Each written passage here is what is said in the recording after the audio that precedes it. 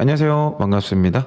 근데 이제 회사를 이직을 거기서 그냥 하시는 경우가 있죠. 근데 이직은 굉장히 신중하게 하시는 게 좋고, 아싸리 애초에 나는 커리어 점핑을 위해서 일단 경력을 시작한 거다, 이렇게 생각하신다면은 얘기가 좀 다르죠. 그런 경우라면은 저는 2년이 넘기 전에, 만 2년 넘기 전에 중고 신입으로 그냥, 그러니까 저는 슈퍼루키라는 표현을 쓰는데 슈퍼루키로 그냥 빨리 가시는 게 여러 가지로 좋습니다. 3년 넘으면 이거 중고 신입 슈퍼루키 이거 어려워요. 그건 지난번에 제가 좀 자세하게 말씀드렸으니까 오늘은 그거는 좀 생략하도록 하겠습니다. 근데 지금 보니까 이정률님이 이런 댓글을 다셨네요. 무급휴직과 단축근무 강요가 심해서 그만뒀는데 저런 사연은 괜찮습니다. 저런 사연은 괜찮아요. 전혀 문제 없습니다. 저거는 그냥 솔직하게 얘기하시는 게 좋아요. 공고사직이었는데 구조조정이라고 답변했습니다. 저거는 사실 업계가 진짜 좁은 경우 아니면 괜찮습니다. 공고사직, 그 공고사직이 구조조정의 원래 프로세스예요. 여러분들이 그 요즘에 회사가 많이 어려워지니까 아마도 저런 상황에 처하시는 분들 꽤 있을지도 모르겠어요. 회사가 구조조정이라는 걸 하죠. 일반적인 인식은 굉장히 고통스럽고 굉장히 차갑고 뭔가 어떻게 뭐 좀 그렇잖아. 그죠? 근데 이제 인사적으로 좀 전문적인 관점에서 바라보면 구조조정이라는 거는 필수적인 거예요. 구조 자체를 조정해 주는 거거든요. 그러니까 이게 항상 고통스러운 것만 있는 건 아니고 우리의 핵고구마 한 100개 먹은 것 같은 상황을 조정해 주는 것도 구조를 조정하는 거의 일환입니다. 그래서 구조조정이라는 것 자체는 사실 나쁜 게 아니에요. 근데 이게 소프트한 측면도 있고 굉장히 하드웨어 적인 측면이 있어요. 그게 되게 이게 좀 다른 건데, 우리는 보통은 하드웨어 쪽의 끝단에 있는 것만을 구조조정으로 인식을 합니다. 우리가 흔히 구조조정 그러면 알고 있는 그 액션은 맨 끝에 있는 거, 맨 끝에. 회사가 진짜 망할 것 같은 때 일어난 행동이고, 대부분의 구조조정의 시작은 공고사직입니다. 그리고 공고사직 전후로 해서 일어나는 액션이 명예퇴직이죠. 희망퇴직, 명예퇴직, 이제 이런 것들이 있어요. 그러니까 이거는 굉장히 합법적이고 소프트웨어라고 말하기 좀 웃긴데 어쨌든 굉장히 막 이런 게 아니고 얼마든지 할 수 있는 내용이에요. 그래서 내가 공고사직을 당했다, 그런 경우는 회사의 경영 악화로 인한 구조조정이 일어났다라고 답변을 하셔도 제가 보기엔 큰 무리가 없어요. 근데 이제 회사는 잘 나가. 회사는 잘 나가고 회사는 안정적이야. 근데 공고사직을 당했다, 그럼 이제 그 말 잘못하면 이제 거짓말하게 되는 거죠. 근데 진짜 보통 이제 회사가 공고사직을 하는 경우는 대부분 이제 회사가 어려워져서 본격적인 구조조정, 조금 더 이렇게 날카로운 구조조정 단계로 넘어가기 전에 보통은 이제 그런 단계를 거칩니다. 그래서 진짜 그런 회사가 좀 어려워진 상황에서 공고사직으로 이제 퇴직을 하신 경우라면 당연히 구조조정의 일환으로 말씀을 하셔도 전혀 문제가 없다라고, 좀 인사적인, 이건 인사 좀 전문적인 부분인데, 네, 이렇게 좀 말씀을 드리네요. 그러니까 지금 보니까 스밍 안 했으면 어쩔 뻔했어. 헤드헌터를 통한 이직 지원이 서류 합격에서, 헤드헌터에 대한 얘기도 제가 할 얘기가 너무 많은데요. 헤드헌터 분들을 워낙 많이 제가 만나봤고 써봤고, 나중에는 제가 헤드헌터 비켜그로 제가 직접 이제 헤드헌팅 한 적도 있고 그래가지고 잘 아는데, 헤드헌터를 통한 이직 지원을 하면 서류 합격률은 높습니다. 높아요.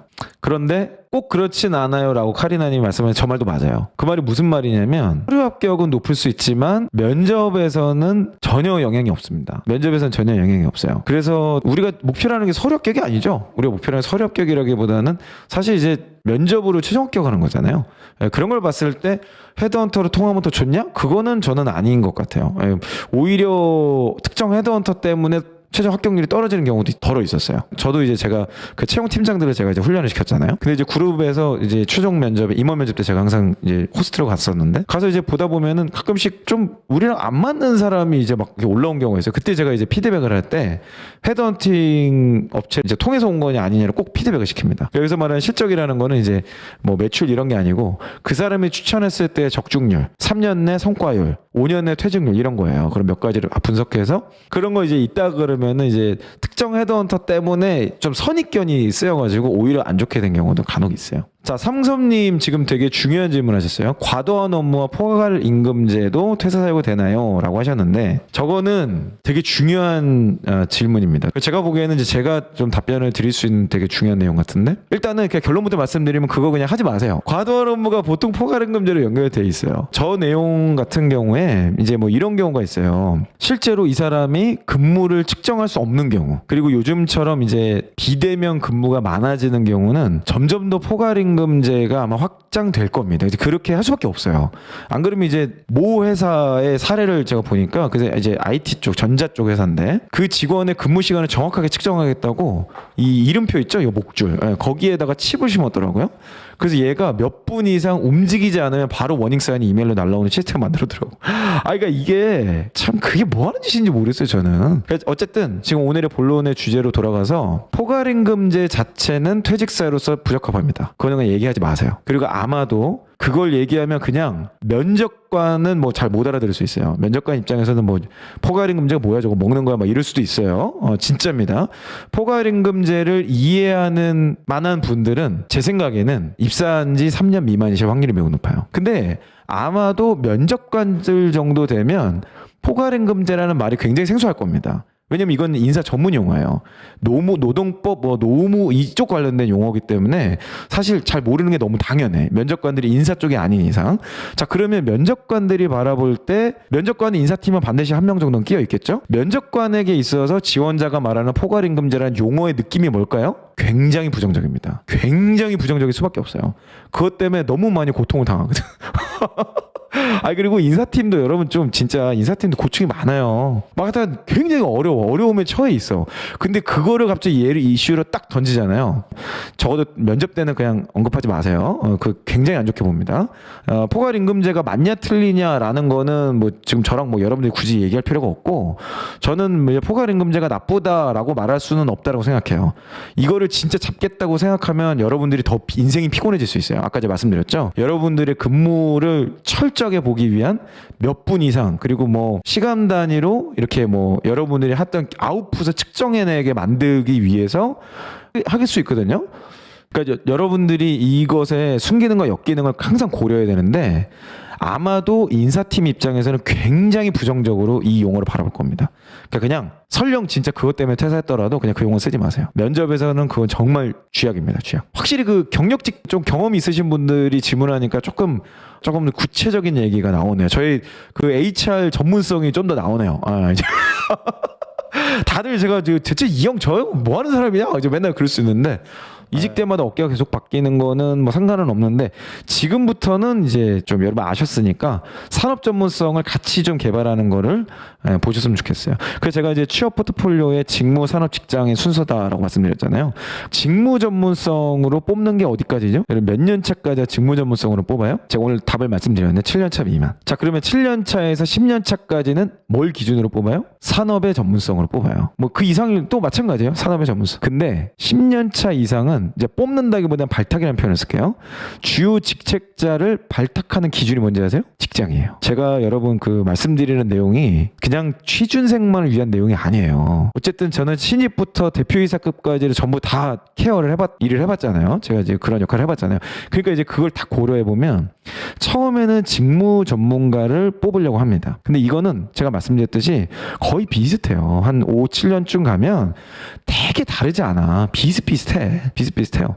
근데 7년에서 약 뭐 10에서 15년 사이 요 정도는 이제 산업에 대한 네트워크, 인맥 이런 걸로 뽑아요. 이게 되게 중요한 거예요. 뽑는다는 게 외부에서 뽑는 것도 있지만 내부에서 발탁하는 거 진짜 중요한 본부장급 이상. 본부장급 이상은 뭘 기준이냐? 회사의 로열티입니다. 이게 왜 중요한지 아세요? 오늘 너무 수준 있는 얘기한다 진짜. 왜 그 이상은 직장의 로열티를 볼까요? 로열티 핵심이 뭘까요? 로열티 핵심. 여러분 다 아는 단어예요. 특히 임원 승진하시는 분들. 물론 이제 회사마다 좀 사내 정치가 심해가지고 막 뭐 이렇게 되는 경우도 있어요. 근속 연수는 전혀 중요하지 않습니다. 이게 뭘까? 회사의 의사소통 방식을 아는 거예요. 어떤 걸 보고해야 된다. 어떤 거는 반드시 체크해야 된다. 어떤 거는 놓치면 안 된다. 누구한테 먼저 물어봐야 된다. 요런 내용이 로열티 핵심입니다. 로열티가 그냥 뭐 노예 근성이 출중한 사람들이 아니에요. 로열티가 있다는 것을 조금 더 인사적 전문 용어로 제가 말씀드리면 회사의 의사소통 프로세스. 그쵸. 핵심을 딱딱 짚는 거예요. 그러니까 결국에는 위로 올라갈수록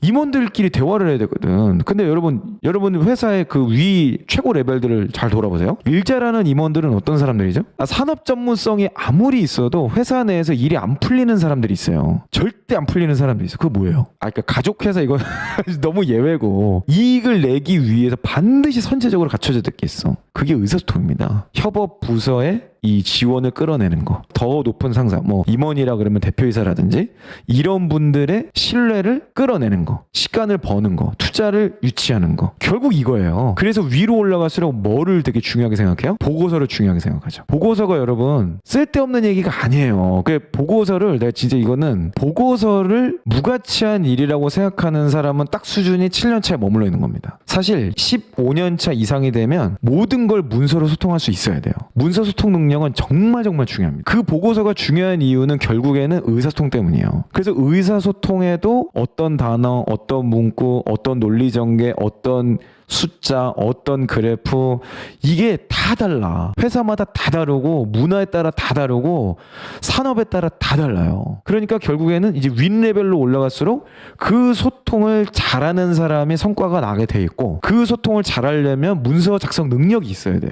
그러니까 어찌됐건 간에 이런 게 로열티라는 개념이 있다. 그 좋은 채널 있던데요, 퇴사한 형이라고. 어쨌든 여러분께 처음 제안드렸던 직무산업 직장이라는 이 순서가 참 되게 중요하다. 그리고 여러분들의 커리어의 이 디벨롭하는 과정에 있어서 요 내용을 절대 잊지 마셔라 라고 말씀을 드리겠습니다. 네, 경력으로 지원 시 홈페이지 지원이 네 좋습니다. 홈페이지 지원이 좋아요. 근데 나랑 잘 맞는 회사라면은 뭐 헤드헌터 통해서 가도, 헤드헌터 통해서 가면은 이제 뭐 장단점이 있죠. 근데 가끔씩 이제 헤드헌터 중에 지원자에게도 그 수수료를 받으시는 분들이 있어서 그런 경우만 아니면 네 그냥 이렇게 가시면 네 괜찮습니다. 어우, 고민이 너무 많구나. 지금 쭈쿠미님의 질문이 되게 좀 의미 있는 것 같아요. 중소 에이전시에서 기업 인하우스 디자이너로 이직하고 싶어 퇴사했는데 현재 4년 차시고, 이 경우 직무 발전 및 경력 개발로 인한 퇴사라고 작성해도 됩니다. 아주 좋은 내용인데요. 이거는 보통 이제 디자이너 분이나 마케팅이나 이제 이런 쪽인데, 광고 뭐 이런 쪽도 이제 해당이 되죠. 근데 이제 저게 제가 괜찮다고 이제 말씀드린 포인트가 있는데요. 저런 에이전시가 이제 쉽게 말하면 대행사죠. 대행사 또 외주 업체인데, 사실은 직무 전문성을 갖추기에는 외주 업체나 에이전시가 더 좋습니다. 훨씬 좋아요. 훨씬 좋은데 왜 저 인하우스로 이직하는 것이 직무 발전 및 경력 개발로 인한 퇴사가 적당하다고 제가 얘기했을까요? 여러분이 한번 좀 생각을 해봐야 돼, 이거는. 그러니까 여러분들이 여러 상황이 다 다르잖아요. 여러분들의 상황이 다 다르기 때문에 생각을 같이 하는 연습을 좀 해야 돼요. 왜냐면 에이전시는 프로젝트를 수주하고 수주 베이스로 회사가 운영되잖아요. 그러니까 뭐가 끝나자마자 또 다음 게 있고 또 다음 게 있고 또 다음 게 있어야 돼. 대행사의 주 역할은, 대표들의 역할은 수주하는 거예요. 그러니까 끝나자마자 바로 다음 거 해야 되고 끝나자마자 바로 다음 거 해야 되고, 그러니까 경력 기회가 엄청 많다는 거예요. 그러니까 에이전시가 실력 자체를 늘리는 데는 도움이 될 수 있어요. 근데 인하우스로 가는 게 더 좋은 경우가 있어. 포인트를 잡으시는 게 중요해. 그래서 그 포인트를 알고 저렇게 답변하시면 되게 좋은데, 그 포인트를 모르고 저렇게 답변하면 그러면 안 좋을 수도 있어요. 왜냐면 알거든. 디자이너나 이제 마케팅이나 이제 특별히 기술이나 이런 분들은 저런 게 많아요. 저런 회사들이 되게 많거든요. 그럼 그때 잘못 얘기할 수 있기 때문에 제가 지금 구체적으로 설명드리는 건데, 맞아요. 인하우스라고 다 좋은 것도 아니에요. 맞아요. 에이전시보다 인하우스가 좋은 포인트가 분명히 있습니다. 인하우스도 관리 직무 있습니다. 초잉비님이 정답을 얘기하셨는데, 사업 기획도 뭐 물론 이제 맞죠. 대기님 말씀도 맞아요. 근데 인하우스에 있으면 영역의 전문성이 생깁니다. 그러니까 직무 자체 전문성은 에이전시가 기회가 더 많기 때문에 뭐 잘만 운영한다면 더 좋을 수 있어요. 근데 어떤 영역의 프로젝트를 할지를 정할 수가 없어, 문제는. 그러니까 예를 들어 볼게요. 처음에는 예를 들면 뭐 건축 디자인이라고 합시다.